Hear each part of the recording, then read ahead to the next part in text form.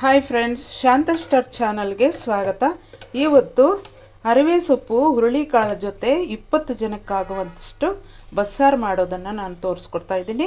ಇದು ರೈತರು ಹಳ್ಳಿ ಕಡೆ ಮಾಡುವಂತಹ ಬಸ್ಸಾರು ಫ್ರೆಂಡ್ಸ್. ಹಳ್ಳಿ ಕಡೆ ರೈತರು ಯಾವ ರೀತಿ ಮಾಡ್ತಾರೆ ಅಂತ ನಾನು ತೋರಿಸ್ಕೊಡ್ತಾ ಇದ್ದೀನಿ. ಹಳ್ಳಿ ಕಡೆ ರೈತರು ಅಂತಂದರೆ ಅವರು ಮುದ್ದೆಗೆ ತುಂಬಾ ಮಾಡ್ತಾರೆ. ಇದು ಹಾಳುಗಳಿಗೆ ಜಾಸ್ತಿ ಸರಿಸು ಬರುತ್ತೆ ಬಡಿಸೋಕ್ಕೆ ಅಂತ ಹೇಳಿ 20 ಜನಕ್ಕಾಗುವಷ್ಟು ಈ ರೀತಿ ಮಾಡ್ತಾರೆ ಫ್ರೆಂಡ್ಸ್. ಹಾಗಾದರೆ ಈ ಸಾಂಬಾರು ಮಾಡೋದು ಹೇಗೆ ಅಂತ ನೋಡೋಣ ಬನ್ನಿ. ಅದಕ್ಕೆ ಮುಂಚೆ ನಮ್ಮ ಚಾನಲನ್ನು ಯಾರು ಹೊಸದಾಗಿ ನೋಡ್ತಾ ಇದ್ದೀರೋ ಅವರು ಸಬ್ಸ್ಕ್ರೈಬ್ ಮಾಡ್ಕೊಳ್ದೇ ಇರೋರು ಪೂರ್ತಿ ನೋಡಿ ವಿಡಿಯೋನ ಸಬ್ಸ್ಕ್ರೈಬ್ ಮಾಡಿ, ಶೇರ್ ಮಾಡಿ, ಕಮೆಂಟ್ ಮಾಡಿ, ಲೈಕ್ ಮಾಡಿ ಫ್ರೆಂಡ್ಸ್.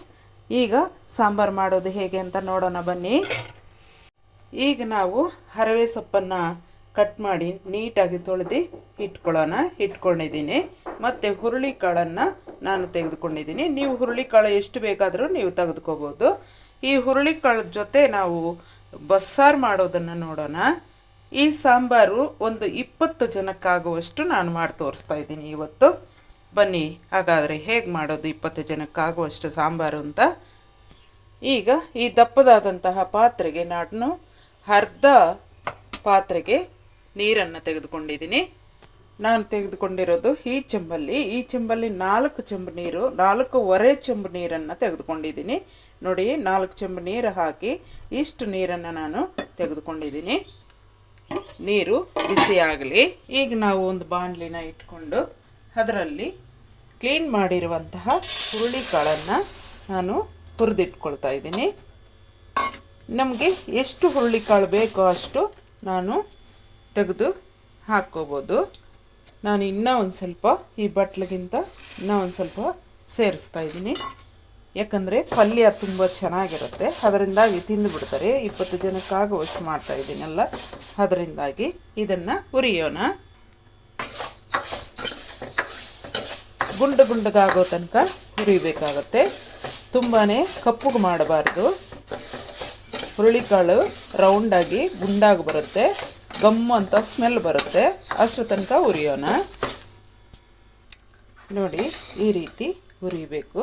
ತುಂಬಾ ಕಪ್ಪಗಾಗ್ತೀರ ಈ ರೀತಿ ಹುರಿದಿಟ್ಕೋಬೇಕು.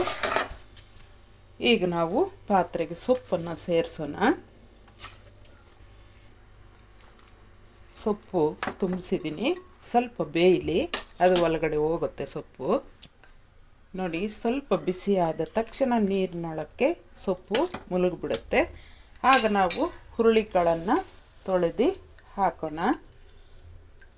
ಒಂದು 2-3 ನಿಮಿಷದಲ್ಲೇ ಆ ರೀತಿ ಸೊಪ್ಪು ಒಳಗಡೆ ಹೋಗುತ್ತೆ. ಈಗ ಹುರುಳಿಕಾಳನ್ನು ನಾವು ನೀಟಾಗಿ ತೊಳೆದು ಸೇರಿಸೋಣ. ಹಳ್ಳಿ ಕಡೆ ರೈತರು ಇದೇ ರೀತಿನೇ ಫ್ರೆಂಡ್ಸ್ ಮಾಡೋದು. ಯಾಕಂತಂದರೆ ಬೇಳೆ ಹಾಕಿದರೆ ತುಂಬಾ ಬೆಲೆ ಜಾಸ್ತಿ, ಬೇಳೆ ಆಗಲ್ಲ ಹಾಕೋಕ್ಕೆ ಅಂತ ಹೇಳಿ ಹುರುಳಿಕಾಳು ಕಡಿಮೆ ಬೆಲೆಗೆ ಸಿಗೋದು. ಮತ್ತು ಬೆಳೆಯೋರು ತುಂಬಾ. ಆಗ ಈ ರೀತಿ ಬಸ್ಸಾರು ಮಾಡೋರು, ಹಾಳುಗಳು ಬರೋರು, ಒಂದು 28-30 ಜನ ಹಾಳುಗಳು ಬರೋರು. ಆ ಹಾಳುಗಳಿಗೆಲ್ಲ ಸಾಂಬಾರು ಸರಿಸಿ ಬರಬೇಕು ಅಂತಂದರೆ ತಿಳಿ ಸಾರಾದರೆ ಮುದ್ದೆಗೆ ಪಲ್ಯ ಒಂದು ಸ್ವಲ್ಪ ಹಾಕಿದರೆ ಸರೋಗತ್ತಂತ ಹೇಳಿ ಸೊಪ್ಪು ಸಿಗೋದು ಕಡಿಮೆ ಬೆಲೆಗೆ ಈ ರೀತಿ ಮಾಡ್ತಾಯಿದ್ರು. ನಮ್ಮ ಮನೆಯಲ್ಲೂ ಹಾಳುಗಳು ತುಂಬಾ ಬರೋರು, ಒಂದು 20-28 ಜನ. ಆ ಹಾಳುಗಳಿಗೆ ನಮ್ಮ ಅಕ್ಕ ಹಾಕ್ತಾಯಿದ್ರು. ನಾನು ಆವಾಗ ಚಿಕ್ಕವಳು, ನನಗೆ ಗೊತ್ತಿರಲಿಲ್ಲ. ಅಂದರೆ ಒಂದು 7ನೇ ಕ್ಲಾಸ್ 8ನೇ ಕ್ಲಾಸ್ ಓದ್ತಾಯಿದ್ದೆ ನಾನು. SLC ತನಕನೂ ಆ ರೀತಿಯೇ ಮಾಡ್ತಾಯಿದ್ರು ನಮ್ಮ ಅಕ್ಕ. ಮತ್ತು ನಮ್ಮ ಅಮ್ಮ ಮಾಡೋರು ಅಡುಗೆ ನನ್ನ ಕೈಯಲ್ಲಿ ಬರ್ತಾ ಇರಲಿಲ್ಲ. ಹೀಗೆ ಮಾಡ್ತಾಯಿದ್ರು. ಅದನ್ನು ನಾನು ನೋಡಿದ್ದೆ, ಆ ಸಾಂಬಾರು ಮಾಡೋದು ಹೇಗೆ ಅಂತ. ಇದು ರೈತರ ಸಾಂಬಾರು ಫ್ರೆಂಡ್ಸ್. ಬಸ್ಸಾರು ತುಂಬ ಚೆನ್ನಾಗಿರುತ್ತೆ. ಹೇಗೆ ಮಾಡೋದಂತ ತುಂಬ ರುಚಿಯಾಗಿರುತ್ತೆ. ಇದೇ ರೀತಿ ನೀವು ಕೂಡ ಮಾಡಿ ನೋಡಿ. ಹುರುಳಿಕಾಳು ಮತ್ತು ಸೊಪ್ಪು ಎರಡೂ ಚೆನ್ನಾಗಿ ಬೇಯಕ್ಕೆ ಬಿಡೋಣ. ಚೆನ್ನಾಗಿ ಬೇಯಲಿ. ಅಷ್ಟರಲ್ಲಿ ನಾವು ಈರುಳ್ಳಿ ಕಟ್ ಮಾಡಿಕೊಂಡು ಒಂದು 4 ಈರುಳ್ಳಿ 2 ಬೆಳ್ಳುಳ್ಳಿ ಸುಳಿದಿಟ್ಕೊಳ್ಳೋಣ. ಸ್ವಲ್ಪ ಕಾಯಿ ತುರಿ ಮಾಡಿಕೊಂಡು ಇಟ್ಕೊಳ್ಳೋಣ. ಚೆನ್ನಾಗಿ ಬೆಂದಿದೆ. ಈಗ ರುಚಿಗೆ ತಕ್ಕಷ್ಟು ನಾವು ಉಪ್ಪನ್ನು ಸೇರಿಸೋಣ.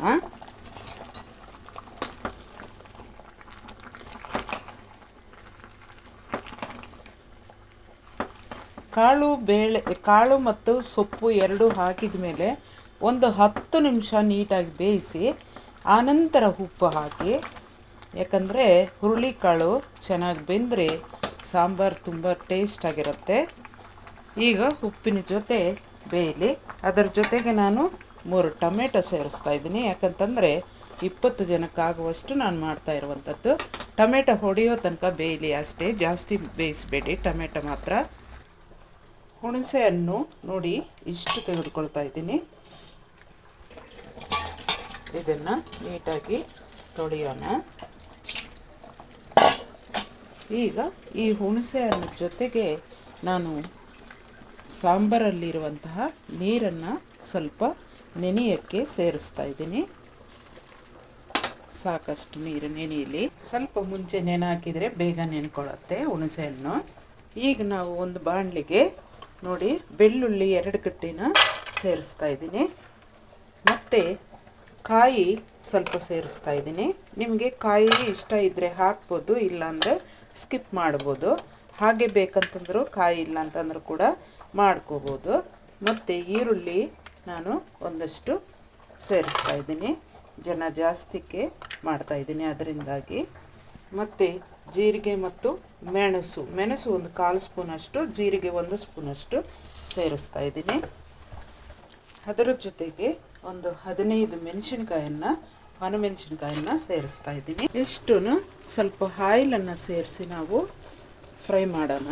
ಆಯಿಲಲ್ಲಿ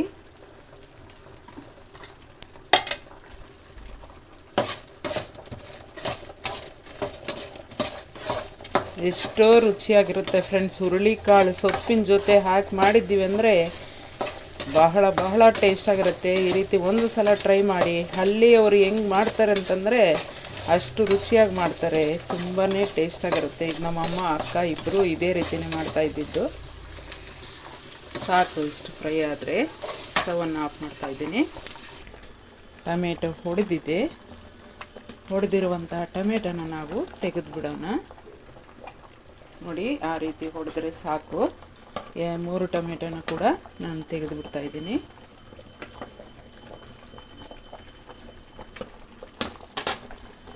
ಚೆನ್ನಾಗಿ ಬೆಂದಿದೆ.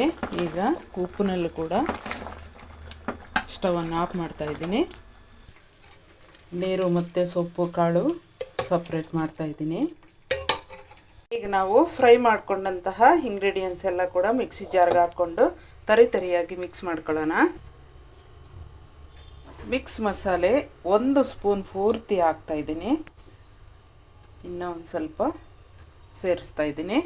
ಅದರ ಜೊತೆಗೆ 3 ಟೊಮೆಟೊ ಕೂಡ ಸೇರಿಸ್ತಾ ಇದ್ದೀನಿ. ಅದರ ಜೊತೆಗೆ ಸೊಪ್ಪು ಮತ್ತು ಕಾಳು 2 ಕೂಡ ನೀರು ಸಮೇತ ಸ್ವಲ್ಪ ಸೇರಿಸ್ತಾ ಇದ್ದೀನಿ.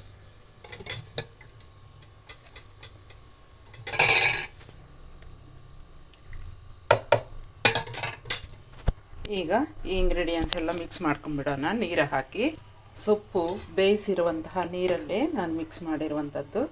ನೋಡಿ ಈ ರೀತಿ ಇರಬೇಕು, ತುಂಬ ನೈಸಾಗಿ ಮಾಡಬಾರ್ದು. ಈ ರೀತಿ ಇದ್ದರೆ ತುಂಬ ಟೇಸ್ಟಾಗಿರುತ್ತೆ ಸಾಂಬಾರು. ಈಗ ಸೊಪ್ಪನ್ನು ನೀಟಾಗಿ ನೀರನ್ನು ಹಿಂಡ್ಕೊಂಡ್ಬಿಡೋಣ. ಚೆನ್ನಾಗಿ ಹಿಂಡ್ಕೊಂಡ್ಬಿಡಬೇಕು, ಆವಾಗ ಸೊಪ್ಪಿನ ಪಲ್ಯ ಟೇಸ್ಟಾಗಿರುತ್ತೆ. ಈಗ ಒಂದು ಪಾತ್ರೆನ ಸ್ಟವ್ ಮೇಲೆ ಇಟ್ಕೊಂಡು ಈ ಸ್ಪೂನಲ್ಲಿ 2.5 ಸ್ಪೂನಷ್ಟು ಆಯಿಲನ್ನು ಸೇರಿಸ್ತಾ ಇದ್ದೀನಿ.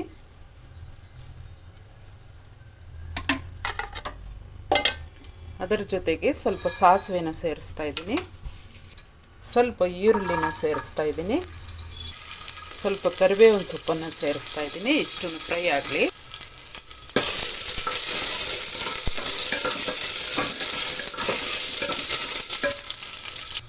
ಈಗ ನಾವು ಮಿಕ್ಸ್ ಮಾಡ್ಕೊಂಡಂಥದ್ದನ್ನು ಸೇರಿಸೋಣ.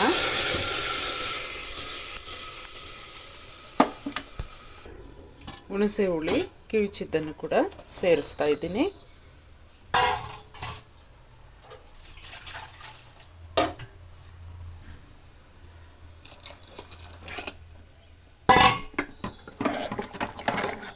ಸಾಂಬಾರು ನಿಮಗೆ ಎಷ್ಟು ಗಟ್ಟಿ ಬೇಕೋ ಇಲ್ಲ ತೆಳ್ಳಗೆ ಬೇಕೋ ಹೇಗೆ ಬೇಕೋ ಹಾಗೆ ನೀವು ಮಾಡ್ಕೋಬೋದು. ಉಪ್ಪು ಖಾರ ನೀವು ಖಾರ ಜಾಸ್ತಿ ಬೇಕಂತಂದರೆ ನೋಡ್ಕೋಬೇಕು. ಇನ್ನೂ ಒಂದು 2 ಮೆಣಸಿನ್ಕಾಯಿ ಜಾಸ್ತಿ ಹಾಕ್ಕೊಂಡ್ರೆ ಖಾರ ಇರುತ್ತೆ, ಇಲ್ಲ ಕಡಿಮೆ ಬೇಕಂದರೆ ಕಡಿಮೆ ಮಾಡ್ಕೊಳ್ಳಿ. ಇಷ್ಟೇ ನೀರಿರೋದು. ಇದನ್ನು ನಾನು ಸೇರಿಸ್ತಾ ಇದ್ದೀನಿ ಎಷ್ಟು ಬೇಕೋ ಅಷ್ಟು.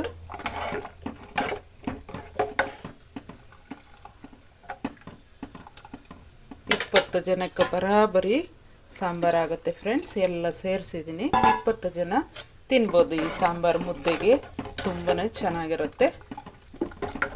ರೈತರು ಮಾಡುವಂಥ ಸಾಂಬಾರು ರುಚಿನೇ ಬೇರೆ ಫ್ರೆಂಡ್ಸ್, ಅಷ್ಟು ರುಚಿಯಾಗಿ ಮಾಡ್ತಾರೆ. ಈಗ ಇದನ್ನು ಕುದಿಸೋಣ. ಈಗ ನಾವು ಪಲ್ಯಕ್ಕೆ ಒಗ್ಗರಣೆ ಕೊಡೋಣ.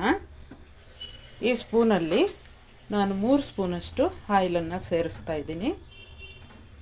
ಪಲ್ಯ ಜಾಸ್ತಿ ಆಗಿದೆ ಇದೆ, ಅದರಿಂದಾಗಿ ಸ್ವಲ್ಪ ಜಾಸ್ತಿ ಆಯಿಲನ್ನು ಸೇರಿಸ್ತಾ ಇದ್ದೀನಿ. ಅದರ ಜೊತೆಗೆ ಸ್ವಲ್ಪ ಸಾಸಿವೆನ ಸೇರಿಸ್ತಾ ಇದ್ದೀನಿ.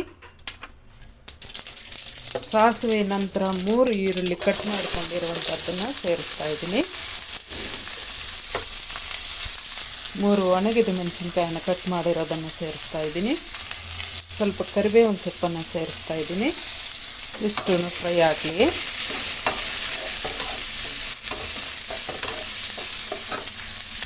ಆ ಈರುಳ್ಳಿಗೆ ತಕ್ಕಷ್ಟು ಉಪ್ಪನ್ನು ಸೇರಿಸೋಣ. ಪುಡಿ ಉಪ್ಪು ಬೇಗನೆ ಫ್ರೈ ಆಗುತ್ತೆ, ಟೇಸ್ಟು ಇರುತ್ತೆ.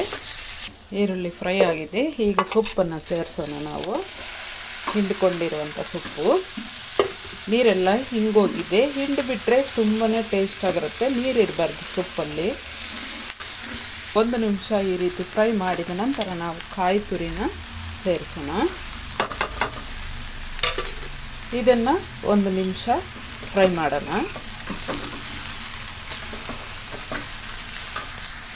ಪಲ್ಯ ರೆಡಿ ಆಯಿತು ಫ್ರೆಂಡ್ಸ್. ಸ್ಟವ್ ಆಫ್ ಮಾಡ್ತಾ ಇದ್ದೀನಿ.